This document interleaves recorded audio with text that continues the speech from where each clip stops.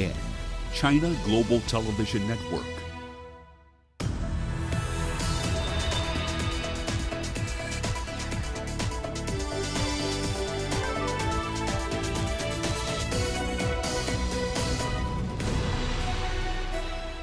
This is Global Business. Hello and welcome to the show. I am Penina Karibe. We begin with the markets. The JSE tracked most global markets a little higher today, with platinum miners faring best, while the US-China trade war continued to steal investor focus. The JSE all-share ended the day 0.48% higher at 56,444 points. Coming up on the show tonight. DRC's government plans to boost its 2020 budget to $10 billion. Chinese President Xi Jinping gears up for the 11th BRICS summit in Brasilia. And a group of Egyptian college students create an exhaust suite that can help carry up to 90 kilograms. The Democratic Republic of Congo's President Felix Tshisekedi says his government wants to boost the country's budget for next year by almost 60% to $10 billion. Tshisekedi says the increase is meant to fight poverty. The announcement comes after the International Monetary Fund criticized the DRC's budgeting process. The fund said the country needs to increase its revenue collection. The Democratic Republic of Congo relies almost entirely on mining, but its mineral riches have done little to alleviate poverty. Most recently, it has been hampered by a weak cobalt price, which has dropped more than 60% since March last year. The DRC and the IMF are discussing the possibility of a loan program. The IMF halted its last program in 2012 over concerns about corruption in the mining sector. Chris Chamaringa is following that story for us. He joins us live now from Kinshasa for more. So, Chris, we're talking about an increase of 63% to be specific in next year's budget, and that's a huge amount of money. How is the government justifying that? Well, like you mentioned, President Tshisekedi, announced a number of ambitious programs that are aimed at, improving the lives of Congolese people. About 70% of the DRC's citizens have been living in poverty despite all the mineral wealth in this country. And so President Tshisekedi says his 5 years will be to try and change that imbalance. He's come up with a program known as the Accelerated Presidential Program to address poverty and inequality, which will require millions of dollars. And that is one of the reasons that, they are increasing this budget. Another reason is that there's a new, the new government has more ministers, 65, and many of them, will require, salaries and all these other things. And so the president believes that this amount of money that they have allocated is going to cater, for all these things to improve and change, the lives of the Congolese people. But $10 billion, Chris, where is the government proposing to get that money from? Well, the DRC has traditionally been getting 98% of its revenue from the mining sector.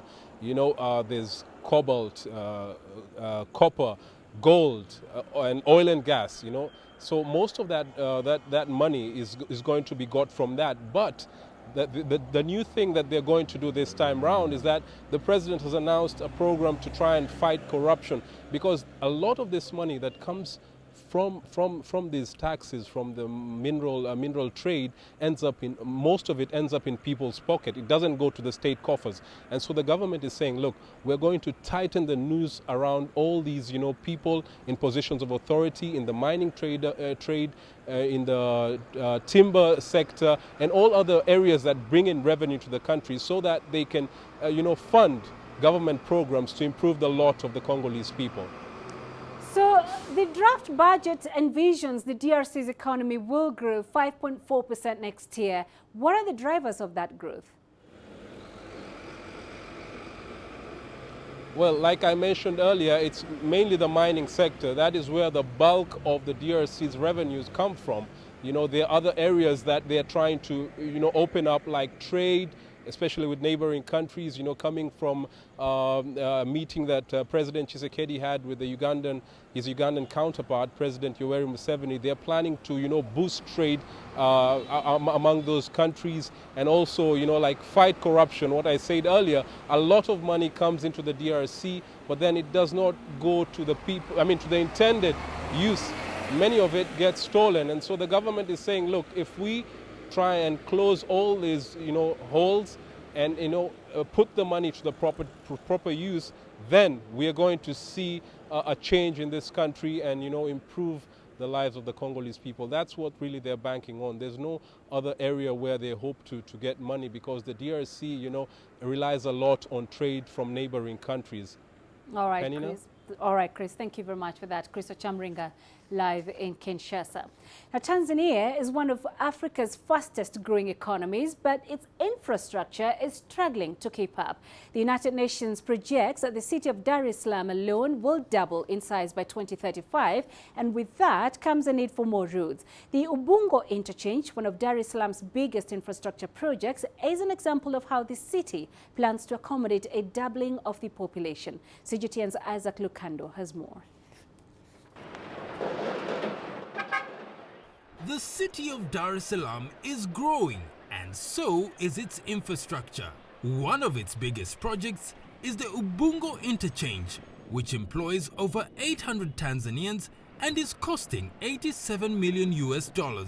It's meant to help solve the city's road congestion challenges. Dar es Salaam is a congested city, so it needs a lot of infrastructure to help the people. Being the main commercial city of Tanzania, we needed to do much to make sure there is ease of movement from one area to the other, generally to boost businesses. A 2019 World Bank report revealed that the city loses $1.8 million a day, with congestion causing missed meetings and less time working. Engineers on the site believe this 266-meter interchange will help increase the city's productivity. An average of 130,000 vehicles pass through the Ubungo junction every day, and in order to reduce congestion, that is why this project was conceived. This is in order to ease vehicles into town, to the port, the airport, and other places like the University of Dar es Salaam and the Mwenge Junction. The Ubungo interchange is just one example of infrastructure growth that is serving Tanzania's growing population, meeting their needs for mobility and providing means to grow the economy. Potential road users are eager to see the completion of the mega project. It's good because it's an important thing and something to be proud of as Tanzanians. We salute our president for this decision. Having ease of transport already helps me financially because I get to my business early. I earn an income and things move. The Tanzanian government says it is working hard to spread road projects across the country. It sees connecting small towns, districts and villages through roads as crucial to the growth of the economy. So we want to deliver road networks down to the people so that it can be very easy to transport their crops to and from their farms, to the markets, to the industries. So that's the Tanzania of the future. As work on this construction site continues, each nut and bolt may be an indication that Tanzania is slowly building a mobile and potentially prosperous future for its people. Isaac Lucando, CGTN, Dar es Salaam. Well, having a look now at your corporate headlines. And Kenya's Equity Group has reported an 11% rise in its 9-month pre-tax profit of $242.1 million. Equity is the first bank to report its results after Kenya lifted a cap on lending rates, which policymakers said had stifled credit, especially for small businesses, and hindered monetary policy. Kenya's Silverstone Air has suspended all flights starting Tuesday. This comes after an accident that left a woman badly injured in October. In the same period, a plane owned by the carrier was also forced to make an emergency landing after a wheel fell off.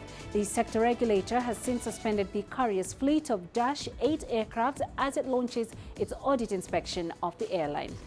South Africa's struggling state-owned airline South African Airways is considering over 900 job cuts following its restructuring plan to stem severe financial losses. The carrier has announced it has started consultations with more than 5,000 staff and labor unions.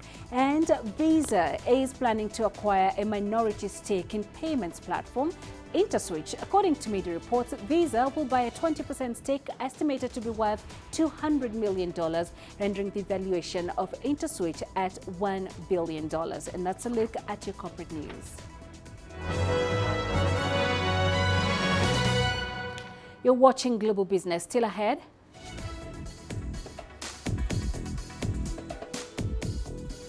We'll be looking at the dire need for electricity across Africa. And come 2022, all telecom operators in Uganda will be required to list on the stock exchange. The world economy as we know it is about to change. Global business reports highlight emerging markets, developing countries, and dynamic sectors worldwide. We feature top analysts and newsmakers to provide perspectives on every facet of business. From an on-the-ground perspective, we provide you with balanced and objective assessments. Fast, sharp, and insightful. Global Business, only on CGTN. Africa is the nexus of enterprise, and Global Business will tell you why it matters. From the mega investment projects to multi-billion-dollar mergers and acquisitions. Africa today collects, just in terms of revenues from taxes alone, $545 billion a year. If you take 10% of that and you devote it to the energy sector, problem solved. All this on Global Business, weekdays at this time on CGTN.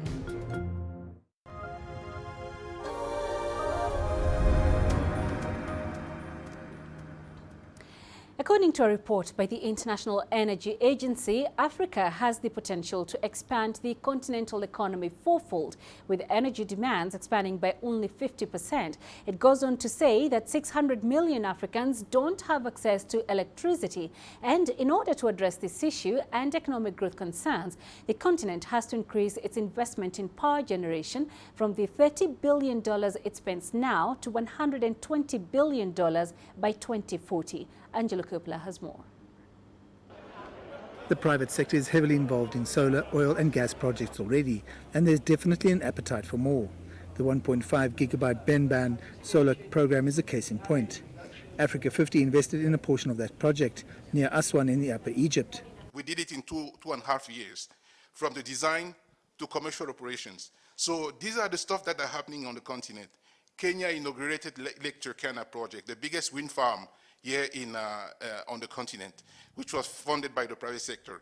Senegal is quietly implementing many IPPs in the solar sectors. The Mozambican government is also actively looking for investors for its LNG business, ENH. It's pitched its offering to parties on day one of the forum. The government wants investors that will get involved in other sectors as well. Sector like agriculture, sector like infrastructure need to be promoted by that project, meaning that we need the resource from that project to help another project like agriculture that are vital to job creations also. This is obviously the largest deal that we have at the Africa Investment Forum. The total deal size is $25 billion, as the chair of the company has just said, ENH has said. You know, we are going to be taking a lot of interest in this. In fact, we have some of this going to our board sometimes, I think, maybe even in another week or so. The bank's enthusiasm isn't matched when it comes to its $4 billion investment in South African power utility Eskom. Now, the issue for us as African Development Bank is not about financing more Eskom. It's about supporting the government of South Africa's effort, which I very much salute what the President Cyril Ramaphosa is doing in terms of making sure that Eskom is better managed, that it is cost effective. It's all about organizational upgrading, retooling of the organization to be much more efficient as a utility. There's lots of exciting stuff happening on the continent in terms of renewable energy, and it's now a question of getting that energy to those people in those rural areas as well, so that they can actually improve their lives. I'm Angelo Coppola for CGTN in Sandton, South Africa. About 1,000 African small and medium enterprises are due to benefit from a continental initiative that will provide capacity building and financial assistance. It's called the SME Africa Growth Initiative. This was announced at the Africa SME Champions Forum, currently underway in Johannesburg. CGTN's Julissa Njamela has the details.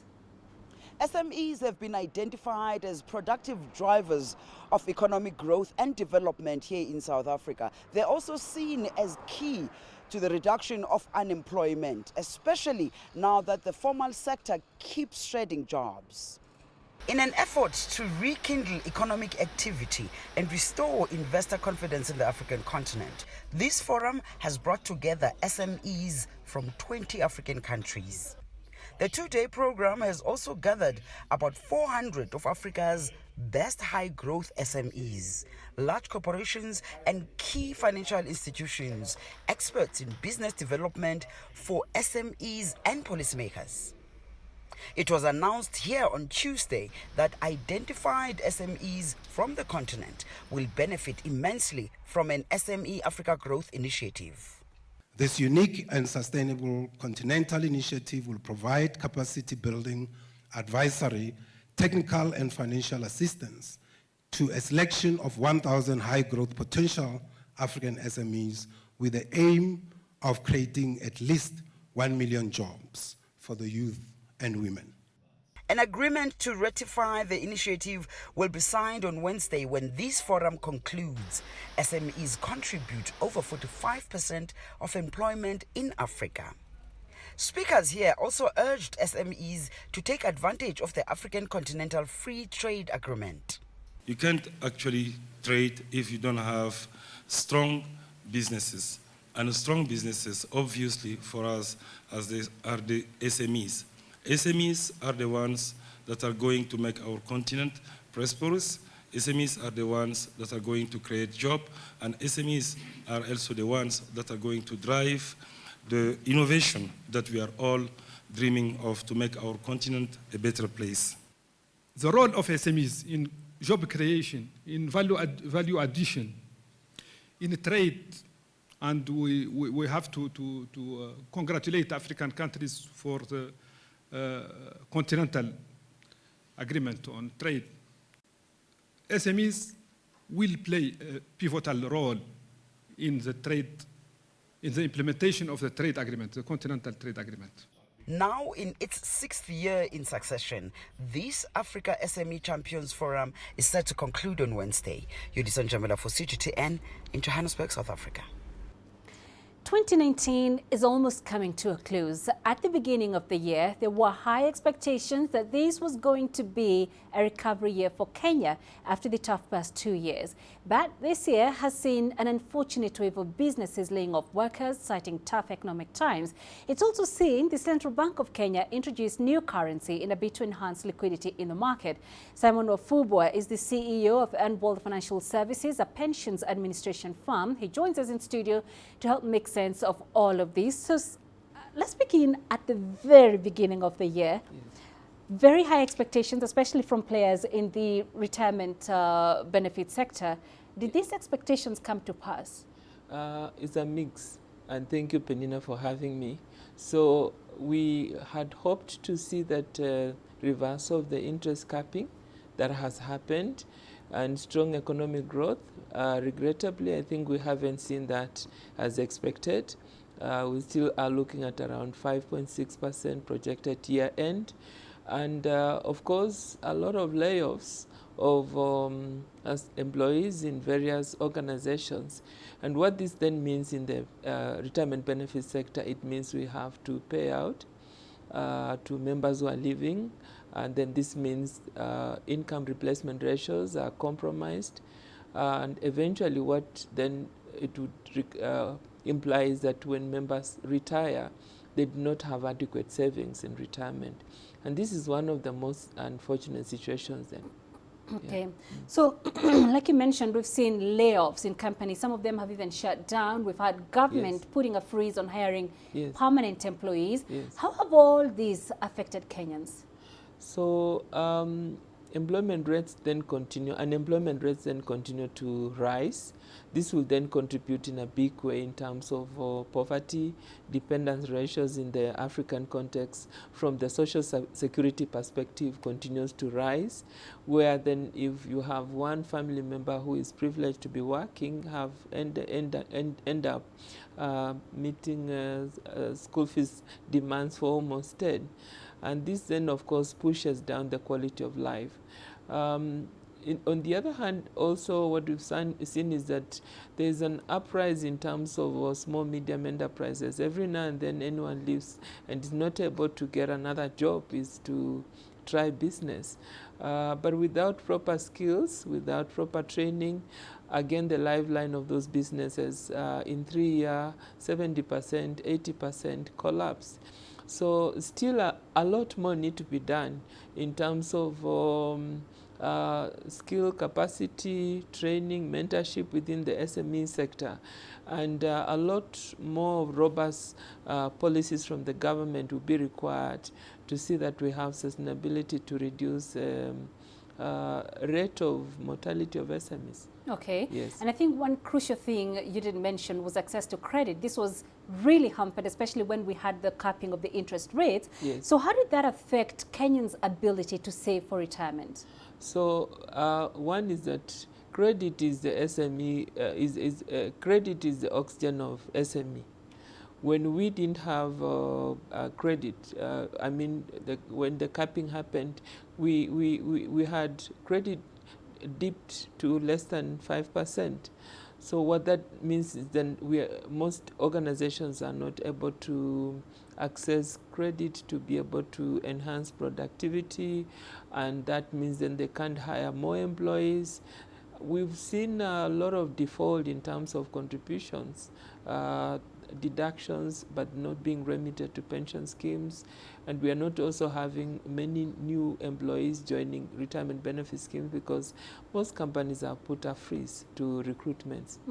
Yeah. And of course, with lack of access to credits comes then people looking for alternative solutions. This has led, of course, to the rise of Shylocks and other unregulated lenders.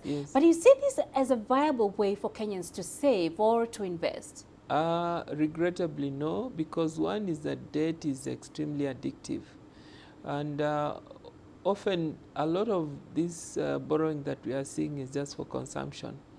But good debt is where one would borrow affordably and is able to have conversion of that opportunity into meaningful economic and viable economic well-being. Often we don't see this playing out in our society. It's just to borrow to buy a big TV and enjoy news.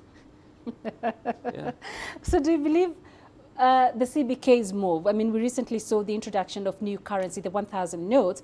Do you believe that will be effective in bringing back wealth to the Kenyans? Unlikely, because if the very reason why that capital had flight out is not tallied with the current economic opportunities in the country, most of them will prefer safety out. And I don't believe that we would see a significant shift in terms of capital inflight, bringing back wealth into the country. Even though we may see a slight substantial transfer back, but maybe not quite in the long run. All right. Yes. Well, Simon, we have to leave it there for now. Thank you very much for those insights. Simon Wafuba, the CEO of Unworld Financial Services. Now, after over 7 years of trying and failing, Kenya finally has a data protection law. It provides new ways for consumers to hold companies accountable in how they use their information. Firms must now be clear on why they are gathering data, how they will use it, and when they will delete it. Now, this is especially important because of the explosive growth in mobile commerce and mobile money. In the 3 months to end June, Kenya had over $21 billion in peer-to-peer mobile money transfers and another $19 billion in mobile commerce transactions. And to enforce these provisions and others, a data commission will be set up. That body will have the responsibility of setting up regulations on matters like when data must be stored locally, as well as investigating complaints on how data has been mishandled. If this sounds a lot like the EU's general data protection regulations, well, that's because it was partially informed by EU laws. Now, earlier, CGTN's Romanyang explored what this new law would change for consumers, tech and financial services companies in East Africa. It's a personal philosophy, if you will. So the United States has gone down the road you've described, where they have not legislated in a heavy-handed way, whereas Europe has definitely gone the other direction and said, look, this data is valuable. It's something that people don't necessarily have very much control over, and we cannot let companies and other entities just do whatever they wish with that data, hoping that they have the best interest in mind of the data subjects. Instead, we're going to let the government, particularly the data commissioner in this case, look out for the best interests of the individual. One of in earlier drafts, I remember one of the debates around this was how free, how independent that data commissioner will actually be relative to the executive. To what extent are they independent? Are they free of any interference from wherever the political power of the day might be? Yeah, so this particular law did go down in the direction of a more independent data protection officer. So there was a lot of debate about whether it should be someone within a ministry or an independent office. It ended up being a state office. And so the data commissioner will be nominated by the Public Service Commission, appointed then by that nomination will go to the president for appointment, but then budget will come from Parliament. It should be pretty independent. All of this boils down to how well it's implemented, doesn't it? Because on paper it looks very interesting, very sweeping, very comprehensive, but it does essentially come down to how well it's enforced. Absolutely, and enforced, and more than that even, a lot of the provisions remain unclear or up to the discretion of the data commissioner. So a lot of this we can't yet say, will it be effective? We'll just have to wait and see how, the data commissioner is, if that person is, that person's philosophy will actually influence a lot about how this acts. So, for example, that data localization issue that we spoke about, because this does not, by default, tell companies that you must host data for clients in Kenya within Kenya's geographical boundaries, does it? That's correct. It does give the data commissioner the authority to say certain things need to be done in Kenya, but that's not the default position. Microlending, that's one sector that's been growing relatively fast, especially after September 2016 when the rate caps came into effect. And one of the criticisms leveled against the industry is that they just hoover up enormous amounts of information. They're not clear about what they're collecting, why they're collecting it, where it's stored, how it's used, etc., etc. For those guys, how does this change their market environment? Potentially in several different ways. So first of all, you are, of course, if you're collecting data, you need the consent of the individual data subject. You need to tell that data subject what you are going to be doing with their data. And if you decide to do something else later, you have to go back and get their consent for that new thing. The other thing that might change, interestingly, is that this law says you cannot make automated decisions, such as loan application decisions, completely in an automated fashion. So one of the hot things right now is AI being applied to loans, credit scoring, alternative credit scoring, that sort of thing.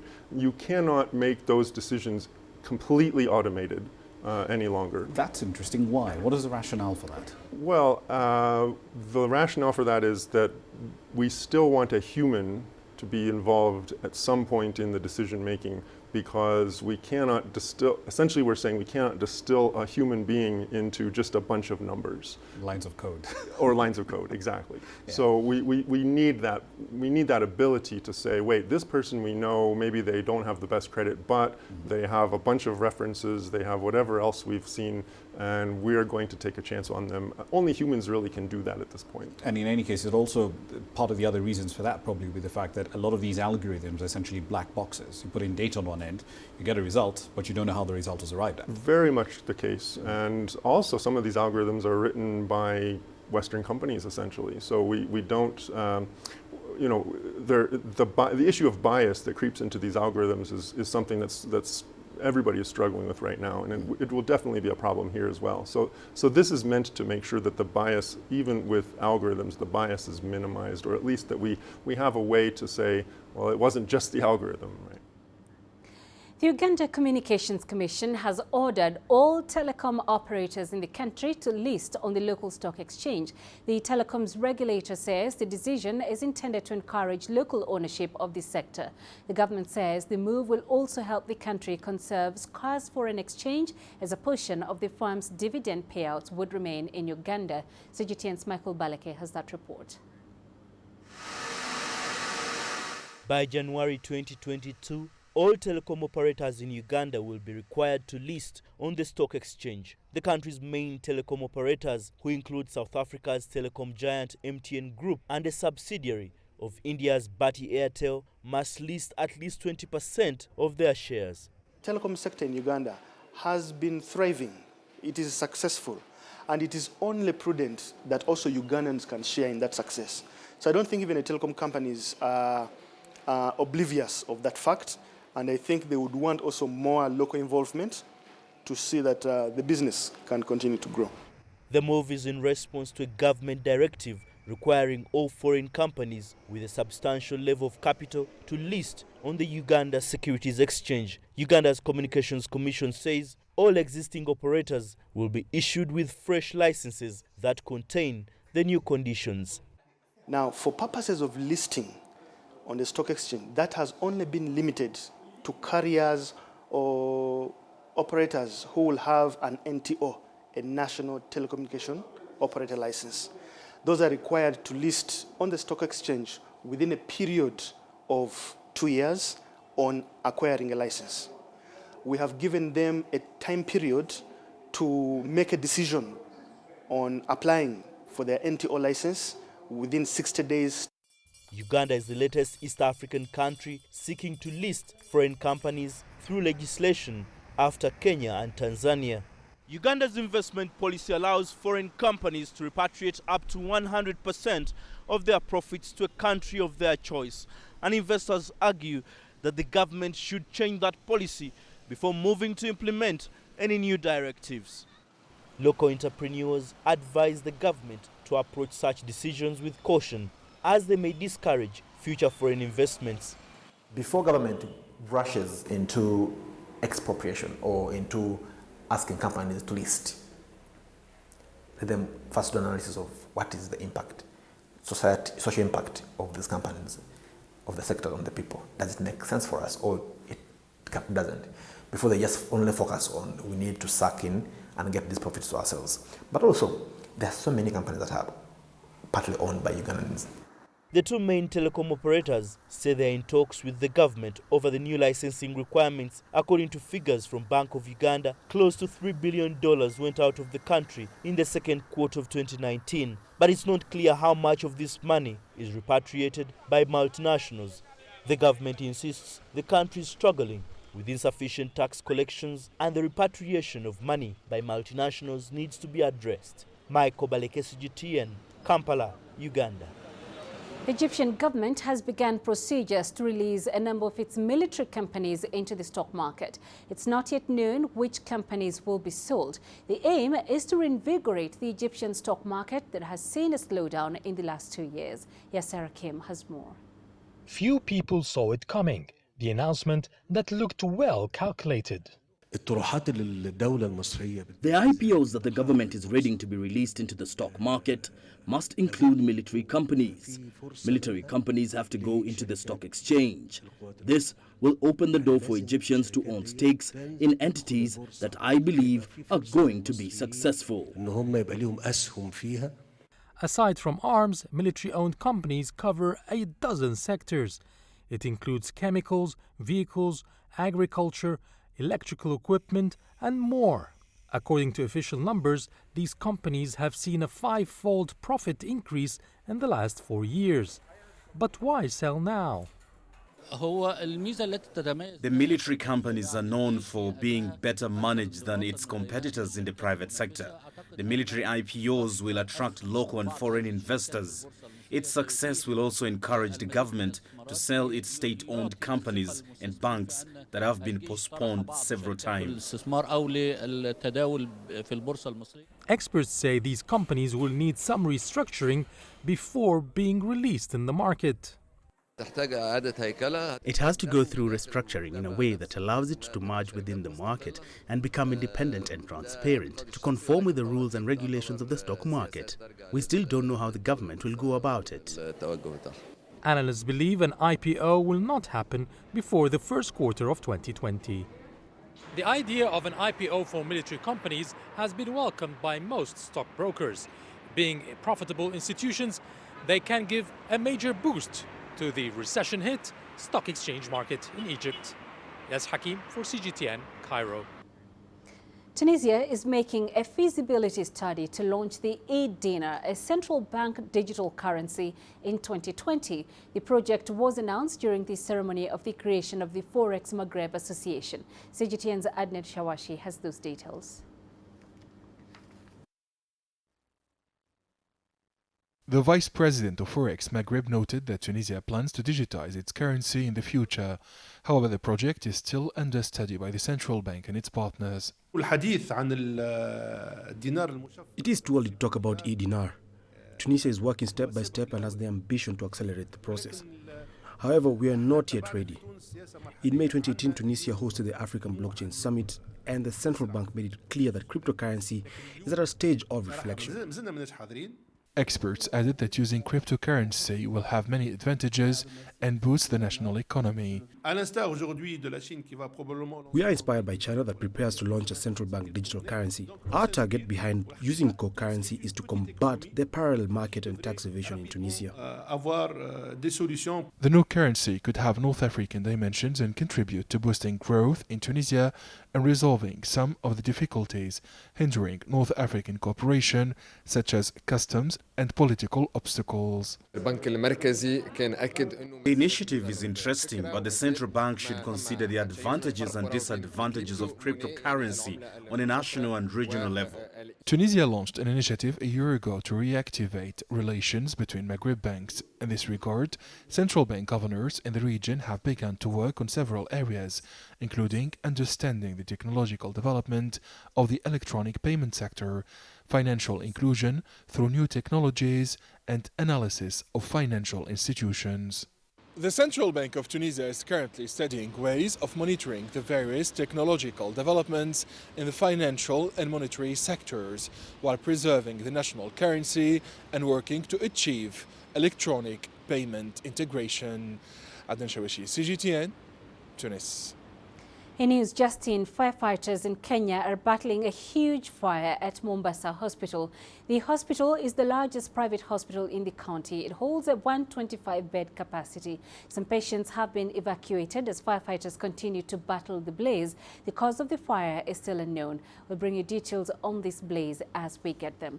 You're watching Global Business. Coming up.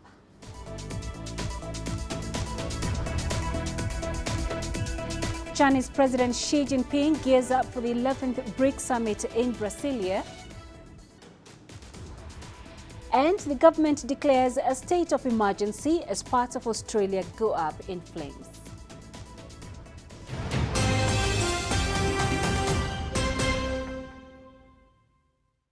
Business in Africa is at a crossroads.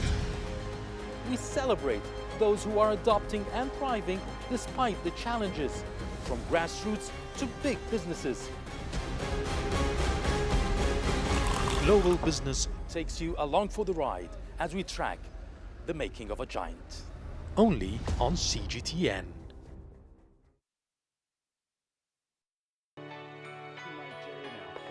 Economic data out of the country. The country's foreign currency reserves. With a dedicated and diverse team of anchors, CGTN now brings Africa to the palm of your hand. I'm Penina Karibe in the heart of Nairobi, which is bustling. From everyday heroes to the continent's most powerful figures, we bring their voices to you. We haven't changed. And this is something most of us are very excited about. We bring you news that's changing perspectives. I'm Uche Okoronkwo reporting from Nairobi's News that brings Africa to the world.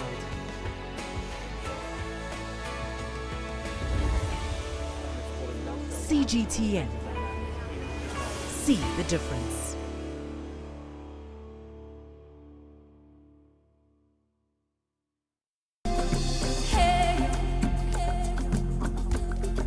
Accra is my kind of city. That's because when I'm here, I feel like I'm back home in Lagos or Abidjan, which are two of the major cities I grew up in.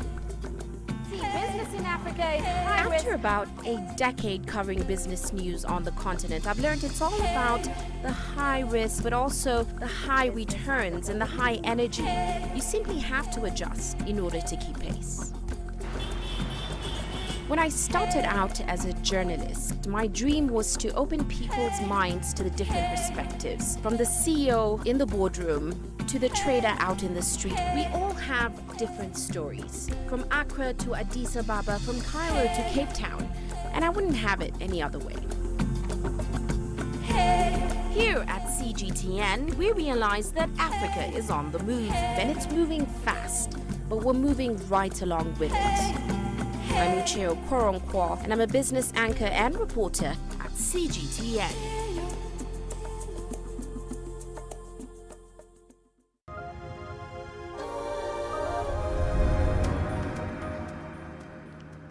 Chinese President Xi Jinping is to attend the 11th BRICS summit held in the Brazilian capital, Brasilia.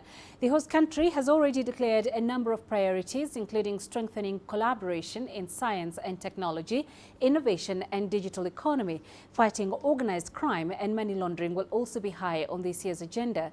In addition, Brazil is expected to call for increased cooperation between the new development bank and the BRICS Business Council. The BRICS nations include Brazil, Russia, India, China and South Africa. They represent over 3.6 billion people, or about half of the world's population. South African President Cyril Ramaphosa will also lead a delegation to the 11th BRICS summit in Brazil. The BRICS grouping has become an important geopolitical and development tool for the five nations. CGTN's Angela Coppola takes a look at how South Africa has benefited from the BRICS grouping. South Africa is the smallest of the BRICS nations and was last to join the group back in 2010. It fast became a voice for the continent, but has also benefited significantly from growing economic trade ties. Its intra-BRICS trade now stands at around $35 billion. There is not a single country where we have not seen a serious increase in trade volumes over the last, say, 5 to 10 years, as well as investment flows. If you look at China, India, particularly those two countries, the trade levels, tourism levels, we've definitely seen that either directly or indirectly, us being a member of the BRICS has definitely given us a tremendous exposure to business communities, to potential tourists, etc., in those markets. The new development bank has so far been the most crucial institution. It provides cheaper financing than elsewhere in the market. Around $1.8 billion in loans has been approved for infrastructure projects in South Africa over the past 3 years. We see often when economies like South Africa is at the moment has low growth figures, what governments tend to do is to invest significantly into infrastructure to try and stimulate the market, to pump money into the market. Of course, that has the short-term benefits while projects are being constructed, creating jobs, creating extra financing into the economy. The development of the BRICS working groups has also aided in skills and knowledge transfer and collaboration across many different sectors. If we look at the broader picture, certainly issues such as capacity building, sharing of knowledge has also been a key component of BRICS cooperations. And specifically we see in the BRICS around the fourth industrial revolution, so around issues such as digitalization, such as the future of work, such as e-commerce. There's a very interesting discussion on agriculture particularly, and I think there's a big future for agricultural contact between the BRICS nations, and there you're probably looking at tremendous benefit that will go to small and medium enterprises. When the five nations meet, they'll be looking to further cement those economic ties. There'll be a focus on the fast-changing global digital economy, and South Africa, of course, are going to be pushing for the new development bank to actually widen its net to include other emerging markets. I'm Angelo Coppola for CGTN in Johannesburg, South Africa. Officials in the Australian state of New South Wales have declared a state of emergency over the next few days due to an unprecedented wildfire danger. And people living in parts of Queensland are also being told to prepare for catastrophic bushfire conditions. Dozens of fires continue to burn across the two states. Greg Navarro reports. For Lynn Iverson, there were no words to describe seeing a lifetime of memories reduced to this. It's only things. We've got family, we've got our lives, and we've got great neighbours and great friends, and they all rallied together. Australia's Prime Minister got a glimpse of the impact of that loss. We're not out of this yet. There's still a long way to go, and Tuesday is looking a lot more difficult.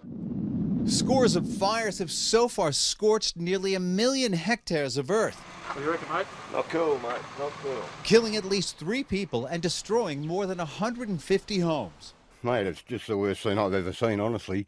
The fire front was coming at us, just nothing you could do about it. So, lost a few friends in the fire, lost all the possessions. Possessions are nothing, it's the people that count, eh? Now a new warning across parts of New South Wales, including the greater Sydney area. The forecast calling for high temperatures, heavy winds and low humidity, all of it mixed with nearly 2 years of drought. A catastrophic fire danger, the highest fire rating possible. Conditions that make fighting fires nearly impossible. Life is at risk when it comes to catastrophic conditions, and as we've said for decades now, we cannot guarantee a fire truck at every home. We cannot guarantee an aircraft will be overhead every time a fire is impacting on your property. We cannot guarantee that someone will knock on the door and give you a warning that there's fires nearby. Schools have been closed in many areas and people warned to have evacuation plans in place. My car's packed, ready to go. I'll make a judgment call. I might be out of here in 10 minutes, I might be out of here in half an hour. I'm not sure. A state of emergency has already been declared for all of New South Wales, where already overworked firefighters are bracing for the kind of conditions that one official described as about as bad as they get. Let's look at the commodities market. Oil rose further above $62 a barrel today, supported by hopes that U.S. President Donald Trump may signal progress on trade talks with China and lower inventories at a U.S. oil hub. Concern about slower economic growth and oil demand from the fallout of the 16-month U.S.-China trade dispute sent prices lower on Monday. Trump gives a speech later today, and investors are keen for an update on the talks. Still ahead on Global Business.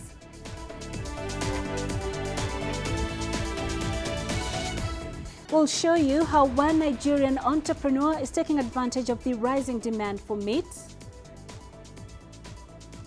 And a group of Egyptian college students create an exosuit that can help carry up to 90 kilograms. Images may appear to be identical, but looks can be deceiving. The difference is not always obvious. It has to be discovered. There are always different sides to a story. We put the focus on the details. To see more, to understand better. CGTN. See the difference. The greatest journeys. The greatest sights. The greatest adventures. Here in Kanata, this weir allows the locals to walk on water. We're far more than just TV news. We're your passport to the wonders of Africa. To bring you stories of struggle, survival and hope.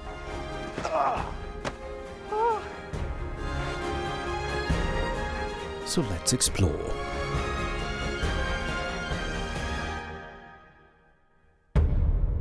CGTN. See the difference.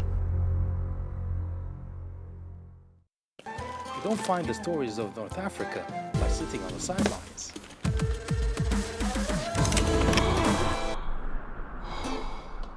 No one else will take you where we can in North Africa.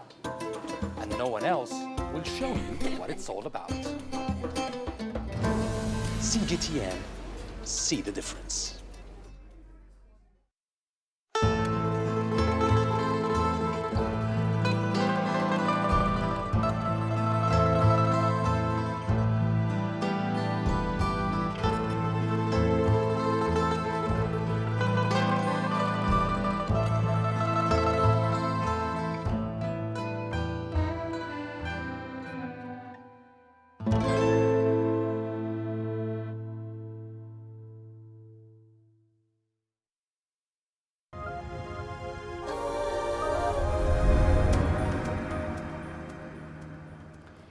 Meat is the most common and readily available source of protein in Nigeria, and with the population on the rise, demand for meat is rising as well. One young woman is taking advantage of that rising demand and making some business out of it. CGTN's Deji Badmas has her story. Haggling at the local abattoir for the price of a ram. Aderinsola Taiwo finally concludes the negotiation and pays for the ram. Next, she drags it to the slaughterhouse shared by several other meat sellers. And before long, the actual processing is underway. The ram is then cleaned up, cut and packaged for shipping to clients. It might come as a shock to many, but this is how a typical day goes on in the life of the single mom of 2 boys and meat seller, popularly known as Denri Eleron. That was the time I was at the cow market. I want to get a cow, and I was haggling the price already, and then the man came and said, I will buy this thing and all that. The man that was supposed to sell for me wanted to sell for that person, because I told them that I'm selling meat, and I know you got too much to sell me, that you can't be selling meat, all Jokurani and all that. But I told them that this is what I'm doing, and I had to just stand my feet, and I got that cow that particular day. Derin has crisscrossed several occupations, from aviation to banking and even law. She says she decided to leave the corporate sector to start her own business when she realized the growing demand for meat and meat products that were not being met. I ventured into meat business because I have been in the restaurant business for a while, and I know the challenges people face in getting things done. We are in the era of where people like convenience. Convenience is very key. So I just thought that, oh, okay, if I do this, if I do that, some people want us to bring stuff to them, well cleaned and all that. So why don't I just venture into this properly? She only started a meat business in January this year, and she's sold over 900 rams, cows and goat meat since then. Denri says she owes her success to her supportive circle of friends and family. I've been on Facebook right now. I started on social media. So because I've been on Facebook for a while, a lot of them have seen me do several also. So when I started with the meat business, they just keyed into it that, oh wow, as sophisticated as she is, let's see and all that. Maybe some people don't believe that I could do it, but I have already proved them wrong that I can do it. Apart from the intrinsic satisfaction she gets from her job, Denri says it puts food on her table and that of her 2 sons, much more than her banking job did. The salary that I got then, so right now that I am a meat seller now, right, a confirmed and proud meat seller, right, it's the salary cannot be, it can't be compared, right, together. So I would say meat business, right, is a very lucrative one. And for me, it is paying me. It is paying off real big. Denri hopes to start a ranching business that would also expand into a tourist attraction for foreigners. And for a start, she's already acquired a piece of land in pursuit of that purpose. So one step at a time, she's on her way to achieving her dream. Deji Badmos, CGTN, Lagos, Nigeria. A group of Egyptian college students have developed an exosuit that can help carry up to 90 kilograms. The gadget will help prevent injuries caused by lifting heavy objects in factories and workshops. CGTN's Terry Wangari shows us how the $930 exosuit works on Grassroots tonight. Finding innovative solutions to everyday problems. These students from Egypt's Helwan University have developed a mechanical exosuit meant to help workers lift heavy objects at construction sites and elsewhere. It mimics the movement of the human body during the process of lifting objects while enhancing its performance using the pressure of compressed air. At the beginning, we aimed for 70 to 90 kilos as a prototype or a preliminary design. But afterwards, we aimed to develop it carrying around 100 and 200 kilograms. But of course, this still needs time. Its main use is that it can relieve weight off the worker, which would otherwise cause back pain or even any other injury. So this will help the worker to carry weights without feeling that he is burdened or without causing injury. They were inspired to come up with the suit after visiting various factories and witnessing workers bear the burdens of serious injuries as a result of carrying heavy objects. We wanted to develop something that would be useful to workers in factories or storage rooms. We thought of something like this, especially when we found that a worker can be injured or hurt when he carries something heavy. So we thought about preventing this injury from the beginning by making him not carry the weight on his own in the first place. So when he carries the weight, it is carried by the suit. It is distributed across the suit and the worker does not carry anything. They are now planning to develop an exosuit that can carry heavier objects reaching up to 200 kilograms. When we went to the factories and spoke to the workers, we went to many departments. We realized that most of the problems the workers face, which cause their injuries, is the lifting of heavy objects. So here we had the idea of making them this exoskeleton suit in order to carry the heavy objects that workers cannot carry on their own. I saw the machine and it looks like a good experiment. If it's applied, it will help very many people. We have many people carrying heavy objects which tires them out. Some get hurt, others break bones. So if the machine is made available, it will be great. It took the students a year to develop the $930 prototype. They are working on securing funding to support their upcoming research to further develop the project. Terry Wangari, CGTN. Let's look at the currencies now. The Kenyan shilling was stable today with inflows from diaspora remittances and offshore investors buying stocks expected to meet dollar demand from importers. And that's the end of Global Business tonight. We welcome your feedback. Send it to the contacts on the screen and follow us on our digital media platform. I'm Penina Karibe. Thank you for watching.